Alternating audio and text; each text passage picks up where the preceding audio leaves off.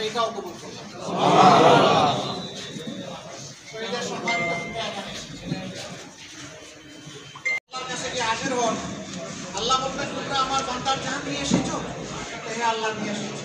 মানুষের ব্যাপারে বলবেন রব্বুল আলামিন ওরা চুল চিপতেছে, ওরা মাথা দেয়ালে ঠুকতেছে, ওরা রুদন করতেছে। আল্লাহ বলবেন ওদেরকে ওদের আমার কোনো দায়িত্ব নাই। আরেক দলের ব্যাপারে বলবেন হে রব্বুল আলামিন জীবন তুমি দিয়েছিলে, যখন তোমার এই ফয়সালা এসে গেল ওই বান্দাকে আমরা নিয়ে আসবো আলহামদুলিল্লাহ বলেছে। বলে হে রব্বুল আলামিন আমরা সাক্ষী সেই বান্দা বান্দিরা আলহামদুলিল্লাহ বলেছে। আল্লাহ বলবেন আর দেরি নয়, এখনই যাও আমার জান্নাতে ওদের জন্য বালাখানা একটা একটা করে বানাও, যার নাম আমি রেখে দিলাম বাইতুল হারাম। আর কি চান ভাই, আর কি চান? আল্লাহর পক্ষ থেকে দেখেন কত সৌভাগ্য আপনাদের, এই সুসংবাদগুলো আপনাদেরকে দিয়ে আমরা আনন্দিত যে আপনাকে আমরা আমাদের মাঝে পেয়েছি। আসুন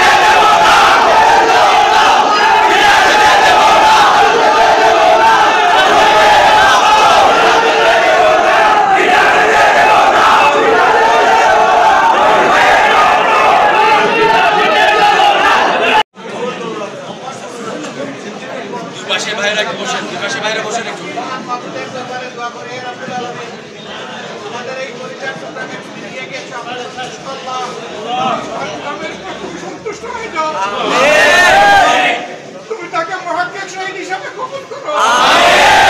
হামজা রাদিয়াল্লাহু তাআলার মিশনে তুমি সেদিন শামিল করে দিও আল্লাহ। রব্বুল আলামিন সেদিন তার মা বাবার জন্য সেদিন তোমার কুদরতের সিজদায় পড়ে তুমি তার মা বাপকে সবরে জামিলা থাকো। আমিন। তার কুদরতের প্রশান্তির হাত তাদের সিনার উপরে খুলে দাও।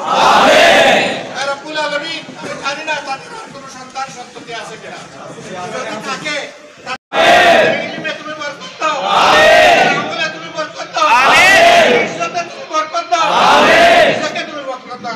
আমিন। আর এই শহীদের উসিলায় এই এলাকার উপরে রহমত নাযিল করো। আমিন। এই এলাকার মানুষকে তোমার দ্বীন দিয়ে হেদায়েত দিয়ে তুমি তাদের অন্তরগুলো আল্লাহ তুমি ভরে দাও। আমিন।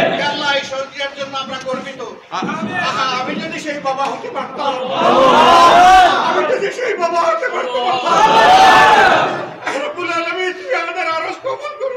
আমিন। রব্বানা তাকাব্বাল মিন্না ইন্নাকা আনতাস সামিউল আলিম ওয়া তুব আলাইনা ইয়া মাওলানা ইন্নাকা আনতাত তাওয়াবুর রাহিম। আমিন ইয়া আরহামার রাহিমিন।